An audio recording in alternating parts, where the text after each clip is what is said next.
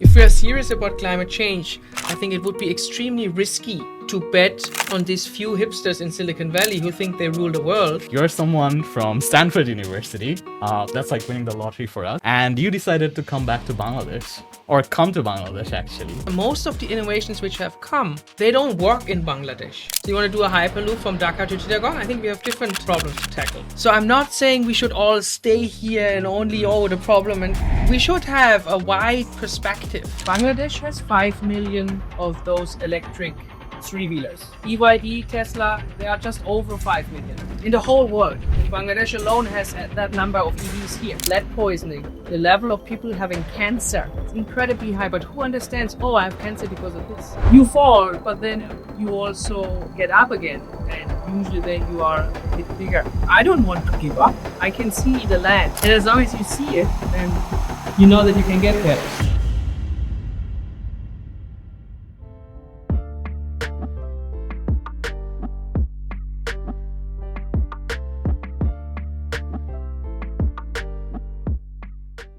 Hello everyone, welcome to the first episode of Anwar Ispat presents How to Start a Startup featuring BUEDF. Today we have a very special guest with us who we have been trying to get hold of for the past, I think, 3 months. But finally he's here and we can't wait to hear from Dr. Sebastian Groh. Hello, sir.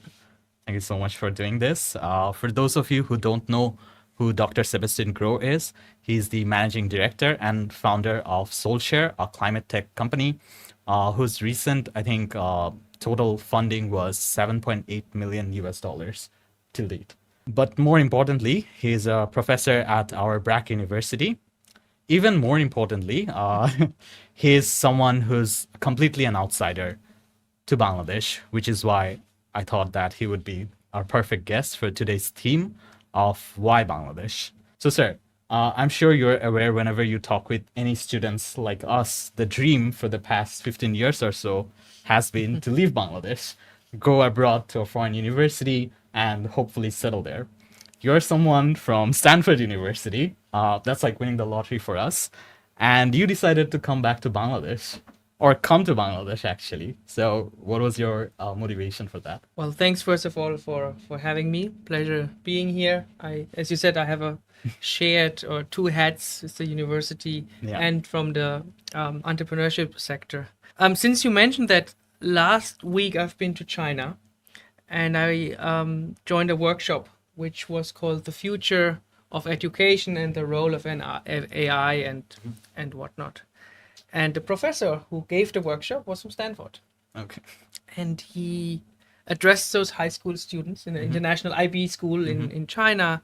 And he gave all these examples of students from developing countries who did something pretty cool out of the box and then eventually ended up at Stanford. And so he gave this example from Professor Prakash. Now, Professor Prakash is a professor at Stanford now. It's also at the D School and the Design School, which is famous for and brings up so many entrepreneurs. And he told the story of him when he was a teenager in an Indian village, no electricity, nothing. He invented, so they had very poor medical facilities, and he invented, from a children's toy, he invented a machine to separate the blood into its parts so that you can diagnose certain diseases, and that would cost $200, this tool, and he made it for a couple dollars. The end of the story was he ended up in Stanford and became a professor. And then I asked him, hang on, tell me something. How would you rate the innovation capacity of Prakash, the boy in the Indian village, and Professor Prakash at Stanford University now? And he hesitated. And the point was that he was like, what's your point? And I was like, the point I'm trying to make is that the closer you are to a problem, if you're exposed to something day in and day out, the higher the likelihood that you come up with a really good solution. And let me underline that when I was an Ignite fellow in 2013 at Stanford. What is an Ignite fellow? It's basically PhD students who find out something interesting in their studies, in their research, in their empirical data, and then Stanford teaches you to become an entrepreneur and to create a company out of that. Now, I discussed my idea back then with my professor who was at Stanford, who was also from India. That's why I gave that example. And then he said, look, it was in early days of trying to coin Solshare's business model. And he said, look, then at midnight, we'll automatically through the smart grid switch on the washing machine. Okay. And I looked at him and I said, sir, when was the last time you were in India? How many rural villages do you know where someone has a washing machine? Oh. And this is just a simple example, but it tells a much bigger story. And sorry, I'm also a professor, so long answer, so you need to interrupt me. Why Bangladesh? Yes. So closer to the problem. Closer to the problem. Right. I could not come up with a good product, neither in Stanford, nor in I'm originally from Germany, nor in Berlin. When Solshare developed the first product, which you could argue had product market fit, was when we hired a bunch of engineers who were from villages with exactly these problems we were trying to solve. I see. Before, it did not work. It was over-engineered. It wasn't the right fit. A myriad of problems. So, yes, you say you're not you personally, but you say many Bangladeshis' life dream is to go to Stanford, and that's fair. Or to go abroad. Right? Yeah, let's be a bit more ambitious. Yeah. I think Stanford is too ambitious for us. But okay, fine. But your goal shouldn't be to go to Stanford. Your goal should be to come up with something so amazing that your points doesn't matter. What stands out in your application, in your essay you have to write, is what you did, what you created. That should be the goal. And because if you have to choose, okay, should I study for my SATs or should I create something awesome? I would always go to create something awesome. But I hope not that some of the parents who may be watching this are blaming me now. No, I think that's a big cultural thing for us, getting those, grades. Like, we're very obsessed with that. So, yeah, I know that.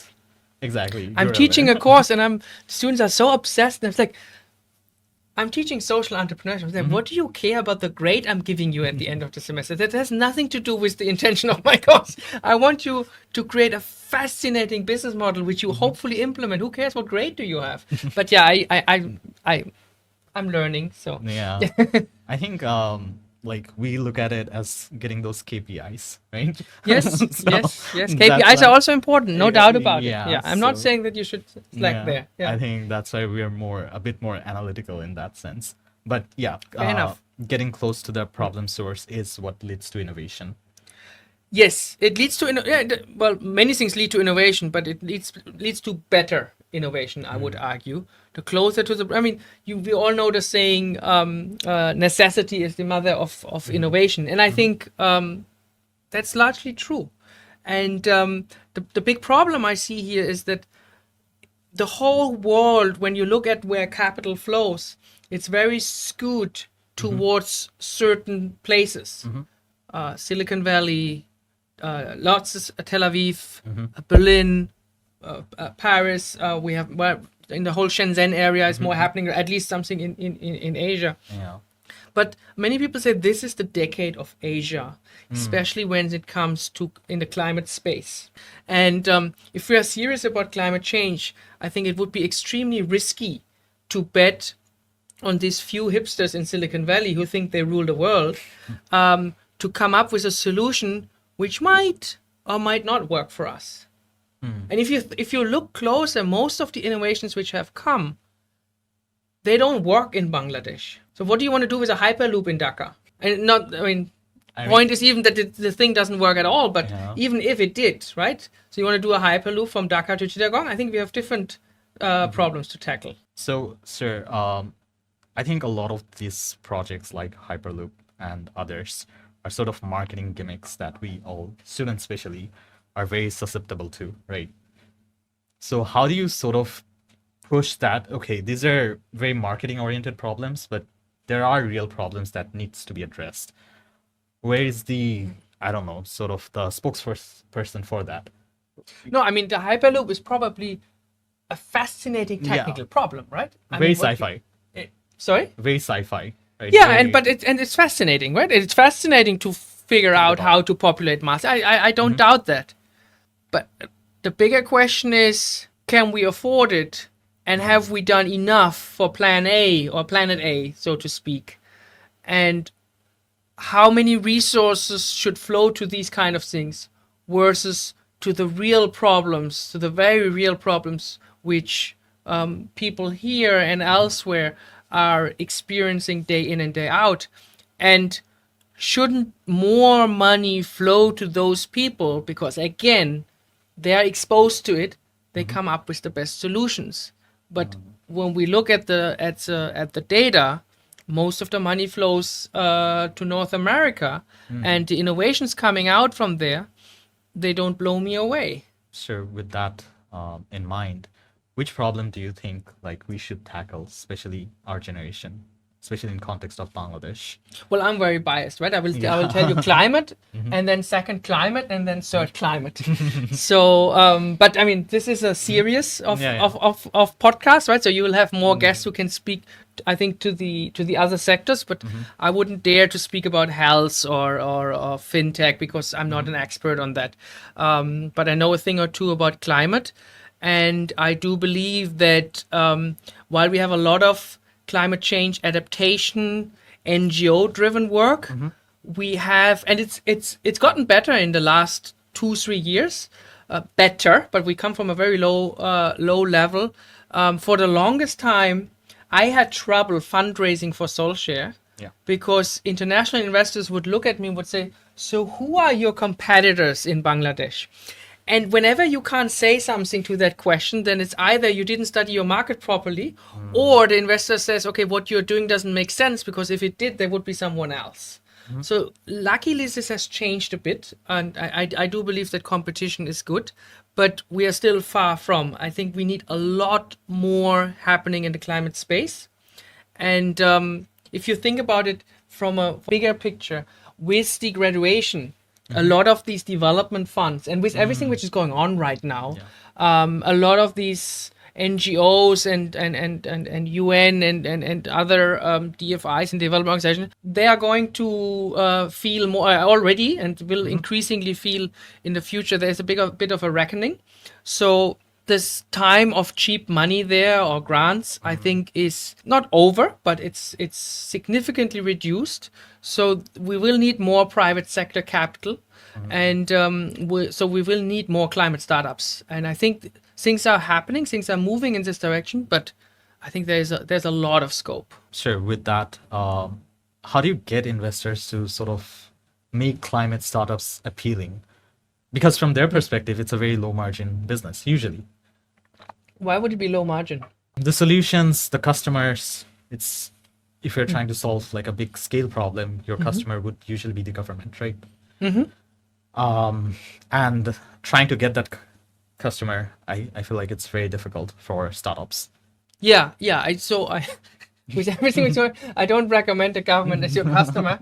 I don't even recommend some of the larger NGOs, UN organizations, maybe, because for a startup, they are, with all due respect, they are a terrible customer because they pay late and infrequent, which is all the bad things for cash flow.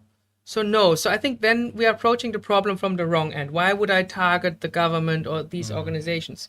Let me borrow a line from late Salim ul Haq, who arguably was probably the most prominent climate adaptation advocate and researcher the world has seen. And he was here from Bangladesh. Unfortunately, he passed away a while ago. He said, because he was asked, climate mitigation is easy because solar is sexy and all this works, right? But adaptation is hard because it's a bit softer, it's a bit more indirect and whatnot. And he said, why? If there is a huge problem for a large number of people that you are solving, you will find money there. if you really solve the problem. But to really solve the problem, you need to really understand it.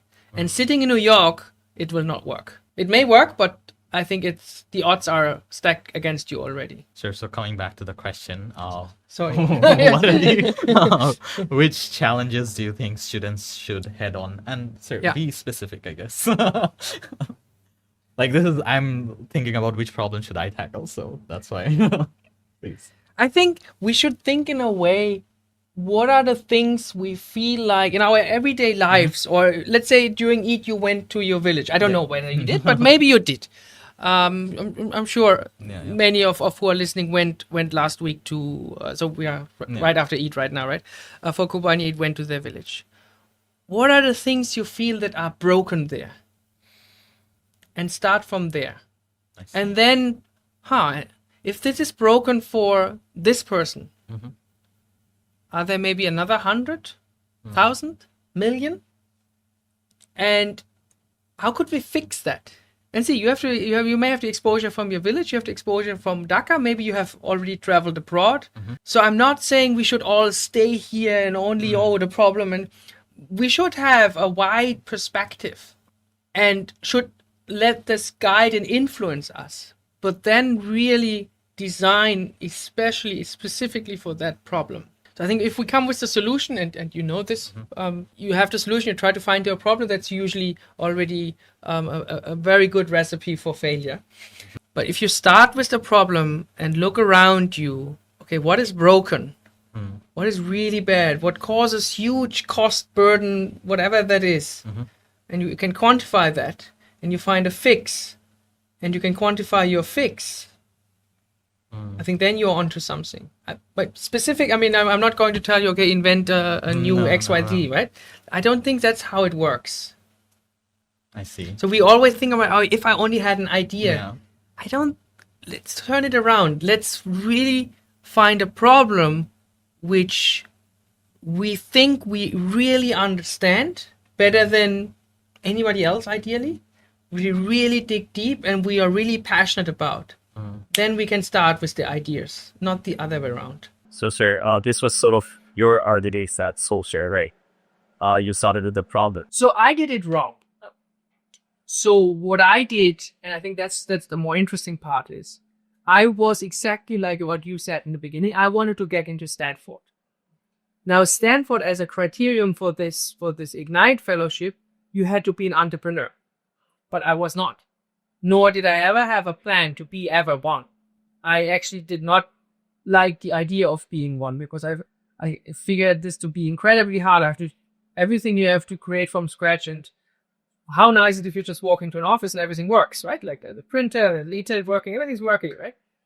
But in order to get into Stanford, I had to pretend to be an entrepreneur, and I had to come up with a fancy idea. So I did that. Problem was that once I got there, I got so entrenched into the idea and digging deeper into the problem that I got carried away, and that was in 2013. So now, 12 years later, I'm still working on that idea and on that problem, which is called Solshare. So can you explain to us what Solshare does? Sure. So if you look at Bangladesh in terms from a perspective, on a macro perspective, what's happening? Unless Bangladesh seriously embraces the energy transformation, the country will have an extremely hard time to attract foreign direct investment. And you probably, when you read the newspaper nowadays, it's all over. Oh, we don't get any FDI. That's key to develop. Why am I saying that? First of all, if you graduate, all these poverty development funds will dry out, and they're drying out anyways, unfortunately, given what the state of the world right now. But climate will be there, even so some people don't buy into this, but the majority of the world has a consensus that this is probably the greatest threat to humanity, and that we need to tackle that head on. And funds are flowing increasingly there. So, but Bangladesh, most of the income is from the RMG export. Now, the European brands all have their climate targets. If they cannot tackle their targets because in Bangladesh the grid is too dirty and they don't have the ability to cut their carbon emissions, they will move their production. If they move their production, which is 80% of the export, the whole economy will be going under pressure. So yes, one thing you could say, oh, then we should diversify. Yes, absolutely. But we should also make sure that those brands can hit their climate targets. So what Solshare is doing is, one thing is we are helping those brands to cut their emissions in their value chain, in their supply chain, which they're sourcing a lot of the garments and textiles from here. So we're putting a lot of solar on the roofs of those factories. We call that Sol Roof, or rooftop for the commercial and industrial sector. We're working with other decarbonization techniques in terms of energy efficiency, heat recovery for those factories. That is a climate change effort and is very, very profitable. Besides that, and now I'm getting a bit technical, is if you look at Bangladesh's electricity sector, if you put a lot of solar out there right now, that will sound good, but it will not really do the trick. And why is that? The peak load meaning when most of the people use electricity in Bangladesh, is not during the day, but in the evening. Why? Because it's household driven. Why is that? Because most of the factories have their own power plants on site, meaning a diesel generator, a gas generator, and so forth. So the demand on the grid is largely driven by the household sector, which then means peak load is 7, 8, 9 p.m. That's when the sun does not shine. So unless you can store the electricity, you're not really solving the problem. Now, storage, we all know, is very expensive. So here is, and that's really what I think is the essence of Solshare, to come up with smart ways to solve these kind of problems. You can put big batteries to do this as storage, and I think the country should do that. This is the traditional way of solving it. But it's going to be expensive. But you can also go smart about it and look what are the resources which are already there, and that's kind of the philosophy of Solshare. Can we build smart business model based on existing resources? Now, Bangladesh has 5 million of those electric three-wheelers, the Mishuks and the easy bikes. Just BYD, Tesla, they are just over 5 million in the whole world. And Bangladesh alone has that number of EVs here. This is a huge success, which nobody recognizes. Oh, not nobody, but there is a few people out there whose car got scratched, and now they are shouting. And now, overnight, suddenly, we need to destroy publicly with the media the poor fella's vehicle. Not smart. EVs are looked at a piece of the puzzle of the sustainability puzzle, and for some reason, these vehicles are not considered EVs; they are considered a nuisance, while they are the backbone of the transportation sector of this country. And I think they are pretty cool. Could they be better? Of course. Could they be safer? Of course. But let's do that instead of just publicly destroy them. Do we need standards? Do they need a plate? Do they need to be registered? Yes to all. How can we facilitate that? So that's what we are working on. Do they use batteries which kill large amount of people? They do. They have lead acid batteries. Now, whose fault is that? That's the fault of the lead battery industry. For instead of recycling those batteries formally, which is more expensive, they're taking a shortcut. We know shortcuts here very well. And recyclers have informally, the lead goes into the water, and kaboom, Bangladesh turns out one of the countries most affected, actually third most affected country in the world to lead poisoning. Lead poisoning is a secret, silent killer. You can't see it. You take it when you have your water and you have your food. And there's actually been some really good research recently being published in The Lancet, which is arguably like one of the most reputed journals, which went really deep into Bangladesh. They took the measurements of the ground. In those places where they dumped those batteries and informally recycled them, the levels of lead poisoning, the level of people having cancer, it's incredibly high. But who understands, oh, I have cancer because of this? Why do you think the public isn't really aware of all this? I wasn't aware of this.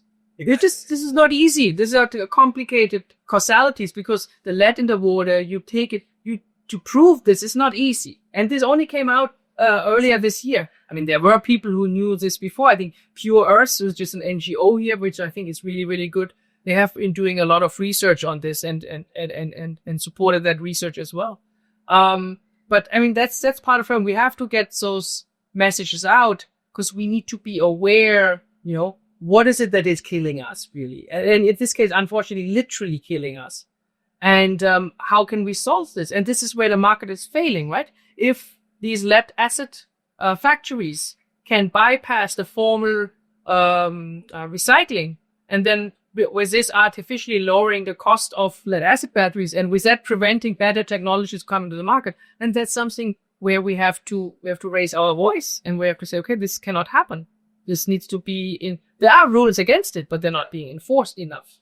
And I did the professor trap. I didn't really answer your question. I'm a very, very bad podcast partner here. No, so Solshare is working on replacing 5 million of those lead acid battery sets for lithium batteries. They are more expensive, but they last longer. So it's a financing problem. So how do we solve this? We make sure that the banks and microfinance institutions are willing to finance them. How are they willing to finance? If you can remotely control the asset, you can become an asset-backed financing. So I can remotely switch off the battery. I can remotely tell when the battery should charge or discharge. I can tell how well the battery is performing, how long it will last. All this information is necessary for the credit risk to go down so that these financial institutions are willing to finance them. Once we get 5 million batteries, let's say the maximum, into the market, Solshare will be bigger than Summit Power. Summit Power's generation assets here is, I think, a little over 20%. We'll be able on the storage side, without owning a single battery. So it's a little bit like Airbnb being the biggest hotel without owning a single hotel or bed, right? Without owning those batteries, but just because we can manage them, we can buffer 30% of the national grid. That's huge. This is all Bible like. Let me skip this. Not let me scale this. I wasn't that far for the first one. So investment is different types of risk, right? So you have your own pocket money as what you call it, like bootstrapping with your own resources. Maybe with more than pocket money. Then you have your friends and family. Then you have also non-dilutive funding. Non-dilutive means it's not equity. It doesn't dilute your equity, your position, your ownership of your company. That can be grants. That's how we started. It can also be debt, which is very dangerous because if you don't have paying customers, then how do you pay back the loan? So that you be careful. It doesn't work for every case. So our first funding was actually my PhD scholarship. So my PhD scholarship was designed to live in Germany. But 2014, things in Bangladesh have cost a lot, still do, but especially then have cost a lot less than in Germany. So I had a lot of money left from that scholarship. So I used that to bootstrap. The first funding, so to speak, was a grant from. Well, I'll tell you how I got it. No, I don't tell you the name from whom we got it, so to be on the safe side. So I basically said, we had the idea of Solshare sharing electricity between solar home systems and building a grid out of those solar home systems, which I still think is fascinating and fantastic, but not under the current policy. That's a different podcast. No, when I first heard of the idea, it is so like simple. Oh yeah, ideas are cheap. Ideas are I'm cheap. like, no, it's innovative at the same time. It's so obvious. Like Yes. Yes. So Ideas are cheap. So what I needed to demonstrate that this idea can actually be implemented is I needed to show them a box, which ideally could buy and sell electricity. That's turned out to be extremely difficult actually from an engineering problem. So, but I had a pitch the next day. So I said, can you give me a box that has buttons, which ideally blink, and write buy and sell and write it in Bangla. I mean, that you can give a 5th grader. This is an art project. Put a battery inside and you make it blink.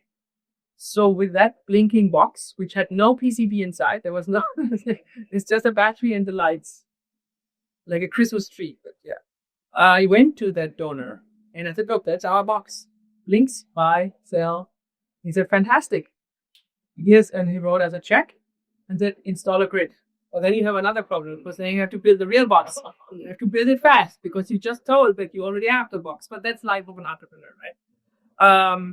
So then we went back to the drawing board, and that's when we also hired those engineers here, and we actually built the box and we built the first grid. Now, once we had the first grid, we invited more people. It was in 𝗕𝐴𝐴𝐴𝐴𝐴.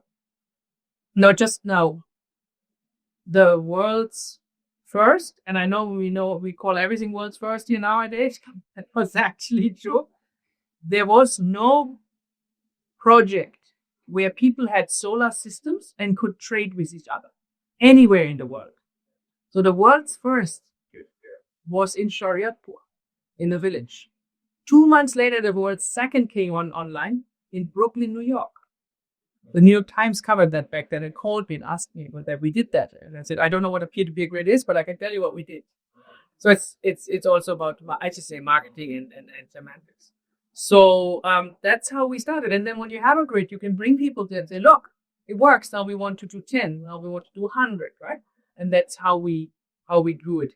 And the first, what some people call here real money, meaning an institutional investor, someone who manages professionally money, not his own, but someone else's money.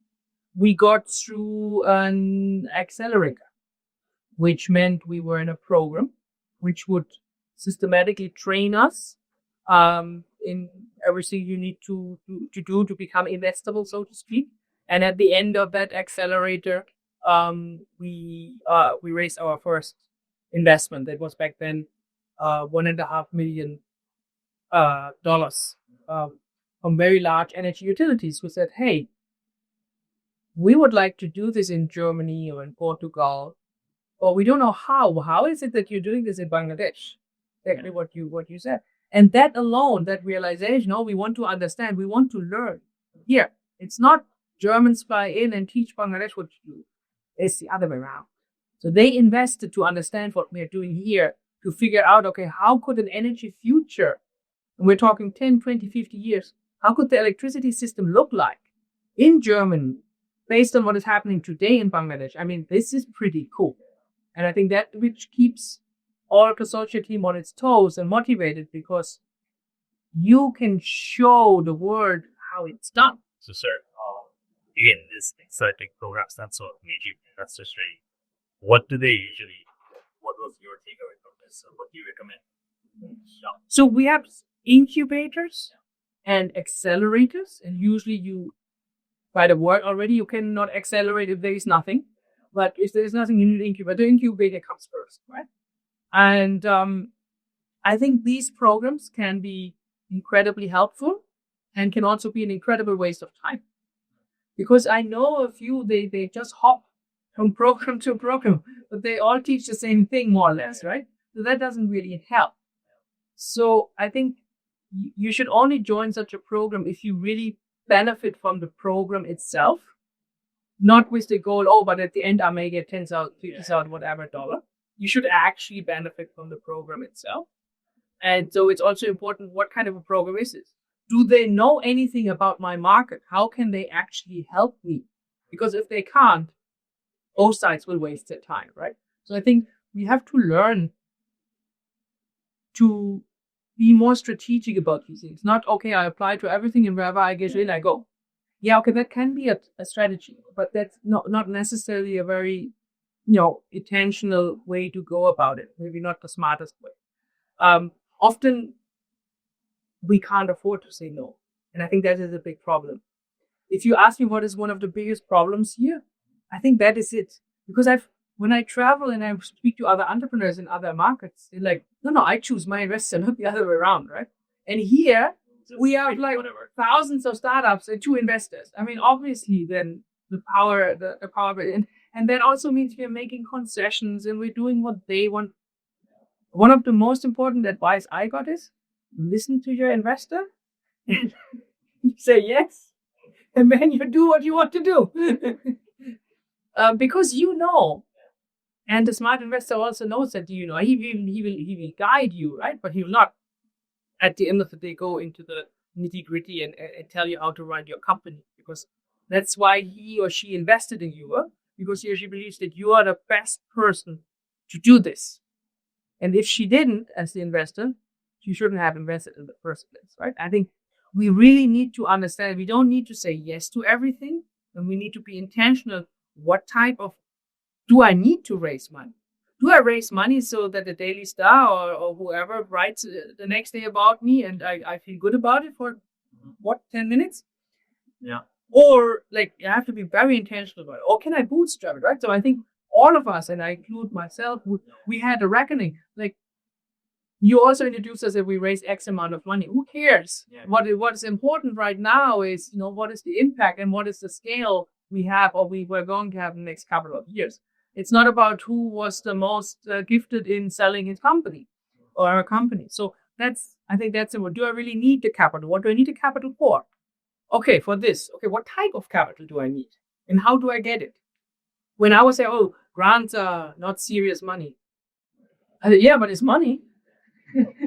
And I don't have to sell anything, but it comes at a cost, a different cost. You have to write a report. You have to do certain things. You have to maybe do things in a way you wouldn't have done other. You need to be you need to make a plan. And then, okay, this is on offer. What is the best fit? And if we don't spend enough time for that, because we are so desperate to survive and we can't afford it, and that is a big problem. So your recommendation being to say to pick our. Yeah, but I'm also saying it's not easy. We sometimes we can't afford it, but at least we need to be conscious. Okay, there is no such thing as a free lunch, right? We all know that saying, but it's true. Even if it is a grant, it comes at a cost. Does it distract you? Because the best way of financing, and it's also a very often used phrase, is from your customers. And we see this more and more that in our entrepreneurial sector here at Bangladesh, the companies who are not in the Daily Star and whatnot, who are just calmly doing their thing, will have bootstrapping, having good revenue, they are the lucky ones right now. So we have to be. There's not black and white, right? I mean, sometimes we see money is very powerful. It can be a great leverage for their growth, but more often than not, it's maybe the wrong type of capital for your specific case. Yeah, that makes sense. A mentor to me once said, he said, VC capital is like rocket fuel. But if you drive a Volkswagen Golf and you put rocket fuel inside, then it may not be the best use. But the Volkswagen Golf will probably drive much longer than the rocket car. The interesting picture. I think we can add animation to that. Sure. On our closing, what are some challenges that you face in Bangladesh personally? Which challenge did I not face? So you can tell by now, I'm very impatient. And when I started Solshare in 2014, 2015, I was sitting next to the guy who was supposed to set up Rocket. Rocket is the owner. Yeah, no, it's also this building company which owns most of the companies here, like Food Panda and all that stuff. And I think they needed 12 weeks to get set up. You needed 18 months because I refused to pay a single. I'm not saying that they paid. I'm just saying I didn't. I refused to pay a single taka. And I remember that I would walk through the ministries, and the guys would look at me and would say, "This is very, very difficult." And they were waiting for me to say how difficult. Not only that I didn't want to, I also didn't understand it. And so my file always went back to the bottom. I mean, that obviously, that ease of doing business is even though the index may be flawed, but it's a real thing. I think it's a lot better now, but there's still so many problems. But then there is this entrepreneurial thing. When there is a place with a lot of problems, there's also a lot of opportunity. So if something is hard, it's kind of a bar and it keeps out a lot of people. So if you prevail and persevere, then possibly once you have crossed those, the opportunities are much larger. The point in case, because for a long time, we were one of the few climate startups here. We got a lot of international attention. We could attract a lot of capital into Bangladesh, right? And I always try to stress this, right? The money you are saying we raised, this is 99.something% of that. It's international money. That money is here. It didn't go out. It all came here. And I think that's really important. And above that number, you raised another couple of million for this rooftop solar. So it's probably around $10 million, which came here, which are here. And that's important. But yet, when I try to go out here and raise, let's say I go to a bank, they tell me, where's your Bangladeshi passport? I'm like, I didn't ask for a citizenship, I asked for a loan. So this is, I think we're making ourselves, our lives difficult. Really difficult. And this notion, but you have to be Bangladeshi because we have to support the Bangladeshi founders. I said, we don't have enough founders. Why do you start excluding people when we don't even have enough in the first place, right? So I think that's not very smart. And I think we make ourselves the life hard, and we underestimate how much time this costs us. And time is the most precious resource we have when we start a company. So we are any pressure. That's your yes, and also, I mean, on the policy side, I mean, the way the energy system was then designed and developed, especially during the COVID, is essentially killed our peer-to-peer model. So these are tough things, and then you have to go back to the drawing board. You have to pivot. If you have these investors which are corporate VCs, you have to explain yourself. Right? You say, look, this went like this, but now we have that opportunity. Are you on board? Luckily, we could convince all of them to double down on this. But if we hadn't, then that would have been the end of it. Now we are stronger. So you fall, but then you also get up again, and usually then you are a bit bigger. But before, while on the ground, it seems like everything is impossible. And this is I think this is what you need to remind yourself, that you have more bad days as an entrepreneur than good days, right? The good days are on Facebook. And all the rest are not so good. And I think that rule you should apply when you scroll through your wall or what other people are saying.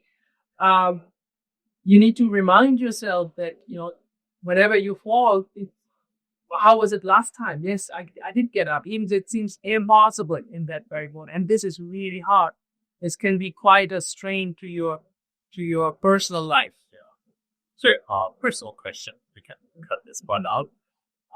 Again, if I was in your shoe, if I was in a foreign country and I have to deal with all this policy, You would just say screw. I would exactly let me just go back to my nest. It's fine. I tried. Yeah. How do you? No, was I thinking about it? Of course. But I also have to say, so I travel back to Germany once or twice a year for holidays, right, to see my parents. And I find it incredibly beautiful because it's where I grew up. I find it very relaxing. And after a week, I find it incredibly boring. So Bangladesh is a challenge. It is a challenge. Worth dedicating your life to. Worth really to try. And see, Solshare has now, we are about 50 people. Well, I mean, if I just turn around and walk away, that's not cool. Obviously, you want to build the company to last. You want to build the company in a way that it's not dependent. And I think we're doing a good job there, that it's becoming less and less dependent. But I don't want to give up. I can see the land, right? So, and as long as you see it, then you know that you can get there. All right, sir. So coming back to BRAC University, could you tell us why did you pick BRAC University? Yeah, you know, in your life, you try to scale the ladder, right? So I started at Eastern, and then I went to IOB, and then NSU, and now I'm at BRAC, right? So I'm saying here I'm at the pinnacle now. All right, thanks for the validation. We have a PhD program now, so exactly. first private university. So this, but also I think what is special and what I really enjoyed the last couple of years, BRAC has is a founding partner of the Open Society University Network, or in short, OSUN, and that allowed me to teach courses not only to BRAC University students but to students from across the world. So I'm teaching social entrepreneurship and social intrapreneurship. So how to change from within. Let's say you work at a BAT or at a Unilever. How can you be entrepreneurial within the organization? How can you change things from within?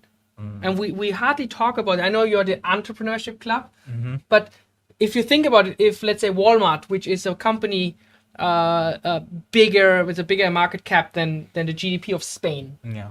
So if they change their sourcing practice to more sustainable, what is the impact you have compared to starting a startup in the climate space, right? I think we need both, but we don't talk much enough about entrepreneurship. So I teach both of those courses where we basically try to teach the students, okay, how do you hold a conversation with your CEO? And fun fact is, after the course, most of the students get promoted because the first time they spoke to their CEO, they were invisible before, which is, I think, quite cool. And here we have in the classroom Bard University in New York. We have Al-Quds in Palestine. Oh my God, we had classes while during the class the Israeli forces would storm the campus, and we had to interrupt the class. This happens all the time. That doesn't hit even Al Jazeera, because this Al-Quds University is in the West Bank. It's not in Gaza. So there's a lot happening in the West Bank which is under the radar. We have students from Myanmar. We had the earthquake last semester. We have students from South Africa, Spain, Colombia. It's really interesting, and we have all these students in the same classroom. I teach my students physically here on campus once a week, and once a week we are in the global classroom where all these universities are together, and every student picks a problem, not a solution, a problem, and then forms a team. And that can be a team only of BRAC, but it can also be an international team where they kind of compare. We had, for instance, a team, say, looked at a solution for the Rohingya refugees here together with the Palestine students who have the refugees there. And then they compared, how do we do that? Which is really, I think, the course benefits the most from the students learning from each other, because it's such an international crowd. And which other university can offer that here? That's fair. That's why BRAC is the best. So what do you think, sir, about the sort of entrepreneurship that we do at BRAC University? Do you think there are some things that we can do better? Your personal recommendations? I think we have the right organizations like your club. We have the Social Impact Lab. We have the Entrepreneurship Center where there's also incubation happening, I understand, right?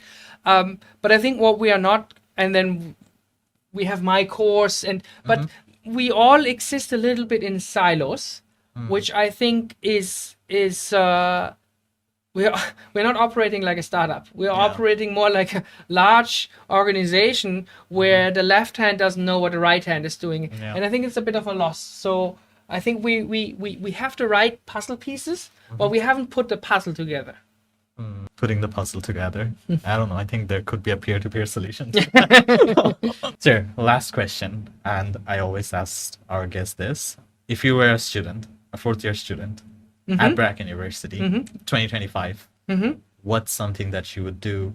Or so what I did when I was 25, exactly at that age, I don't know which year I was, but I did an internship in a startup.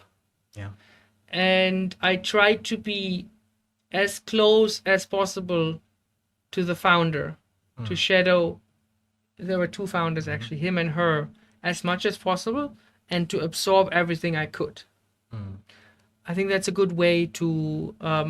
But you have to be able to add value, because if you just shadow, then the founder will get irritated at some point. What are you doing? Yeah. So you kind of have to figure out, and it's the same thing. You have to identify the problem. If you ask the founder, what can I do? Yeah. He will look at you like, well, what do I know? Yeah. He will not be able to tell you probably. Maybe if he or she's very good, okay, fine, you are lucky. But let's say you should also expect the worst, right? So he'll not be able to tell you what to do. So you need to figure it out. So you need to identify the problem. And the way I think you will gain his or her trust is if you fix a problem of his without him having asked you. I think I know it's easier than done. Yeah. But you asked me what I would do and what I did, and I think I fairly successfully did that. Yeah. Thank you so much, sir. Thanks for having me. Being with us today. Yeah. I think we learned a lot.